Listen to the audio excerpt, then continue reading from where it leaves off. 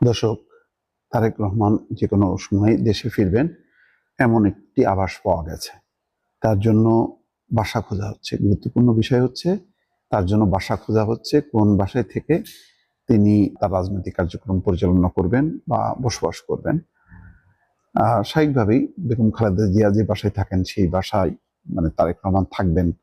তো সেখানে প্রতিনিয়ত নেতাকর্মীরা আসা যাওয়া করবেন, সেটা সম্ভব না। খালেদা জিয়ার যে স্বাস্থ্যের অবস্থা, ফলে সেই বাসা কোনোভাবেই ব্যবহার করা যাবে না সাধারণের জন্য। তারেক রহমান এমন একটি বাসা খোঁজ করছেন যে বাসায় তিনি তার রাজনৈতিক কার্যক্রম পরিচালনা করতে পারবেন এবং বসবাস করতে পারবেন।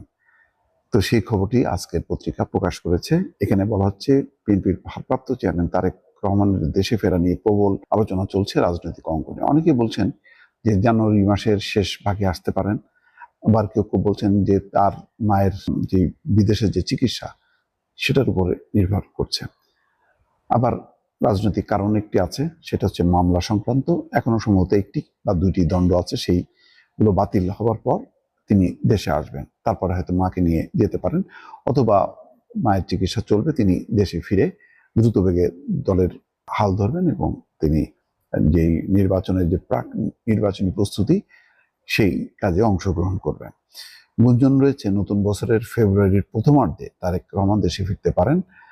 বিএনপি সূত্রগুলো বলছে, প্রস্তুতির অংশ হিসেবে নিরাপত্তা পরিস্থিতি পর্যবেক্ষণ করা হচ্ছে, এমনকি তারেক রহমানের জন্য বাড়িও খোঁজা হচ্ছে। এরই মধ্যে যুক্তরাজ্য থেকে একটি প্রতিনিধি দল নিরাপত্তার বিষয়টি খতিয়ে দেখতে বাংলাদেশ ঘুরে গেছে। এদিকে গতকাল শুক্রবার সকালে যুক্তরাজ্যে গেছেন বিএনপির স্থায়ী কমিটির সদস্য সালাউদ্দিন আহমেদ। সম্ভবত এটাও একটা কারণ যে তারেক রহমানের দেশে ফিরে আসা।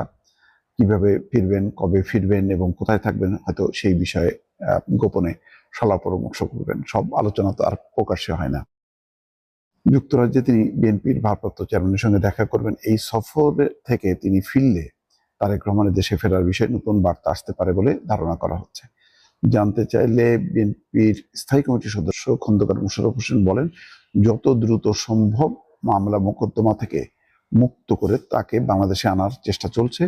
কোনো দিনক্ষণ নয়, বিষয়টি নির্ভর করছে আইনজীবীদের উপর, আদালতের উপর। দলীয় সূত্র বলছে, তারেক রহমান ফেব্রুয়ারির প্রথমার্ধে দেশে ফিরতে পারেন বলে দলের ভিতরে গুঞ্জন রয়েছে। তার বিরুদ্ধে চলমান মামলাগুলো আইনি মোকাবেলার পাশাপাশি নিরাপত্তা পরিস্থিতি পর্যবেক্ষণ সহ সার্বিক প্রস্তুতি জোরে সোরে চলছে। এমনকি তার জন্য বাসাও খোঁজা হচ্ছে বলে বিভিন্ন সূত্র বলছে।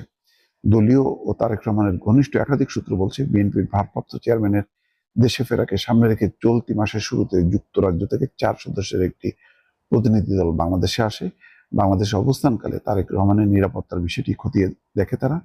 এই সময় দলটি তারেক রহমানের মামলার বিষয় নিয়ে আইনজীবীদের সঙ্গেও কথা বলেছেন। প্রতিনিধি দলটি তারেক রহমানের জন্য বাসাও খোঁজ করেছেন। যাই হোক, বোঝাই যাচ্ছে যে আসলে তারেক রহমান যত দ্রুত ফিরবেন, দলের ভেতরে যেই এখনো পর্যন্ত অস্থিরতা আছে, নানা রকম বিভক্তি আছে, কর্মীদের মধ্যে হতাশা আছে, কর্মীদের আইন শৃঙ্খলার নিয়ন্ত্রণে আনার ব্যাপার আছে, বহু দলীয় কর্মীদের বিরুদ্ধে নানা অভিযোগ আছে, সেগুলি তারেক রহমান দূরে থাকার কারণে হয়তো নিয়ন্ত্রণ করতে পারছেন না, অথবা নেতা কর্মীরাও ভয় পাচ্ছেন না। তারেক রহমান নিজে যখন নাকি দেশে ফিরবেন, তখন তিনি তৎপর হবেন, যে কোনো ঘটনাস্থলে তিনি নিজেও যাবেন, অথবা তাৎক্ষণিক জেনে ব্যবস্থা নেবেন। আর দলকে চাঙ্গা করা, নির্বাচন কবে হবে সেই নির্বাচনের বিষয়টি আরো নিবিড়ভাবে পর্যবেক্ষণ করা এবং সরকারের উপর চাপ তৈরি করা, এই পুরো কার্যক্রমগুলোর জন্য আসলে তারেক রহমানের উপস্থিতির এখন আর কোনো বিকল্প নেই। বেগম খালেদা জিয়ার যে শারীরিক অবস্থা, তিনি সেদিন যেমন মুক্তিযোদ্ধা দলের সমাবেশে কিন্তু আসতে পারেননি, শনিবার যেটি হওয়ার কথা ছিল, ফলে পুরো অনুষ্ঠানটি বাতিল করতে হয়েছে। ফলে বেগম খালেদা জিয়ার এরকম স্বাস্থ্যের অস্থিতিশীল অবস্থায় রাজনৈতিক কার্যক্রমে কোনোভাবেই সম্ভব না তার অংশ নেওয়া নিয়মিতভাবে। সেই ক্ষেত্রে তারেক রহমানকে দলের হাল ধরতে হবে এবং আগামী দিনের বিএনপি নেতাকর্মীরা তারেক রহমানকে নিয়েই চিন্তা করছেন যে তারেক রহমান হয়তো সরকার এবং দলের দুটিরই হাল ধরবেন। ভালো থাকবেন। আল্লাহ হাফেজ।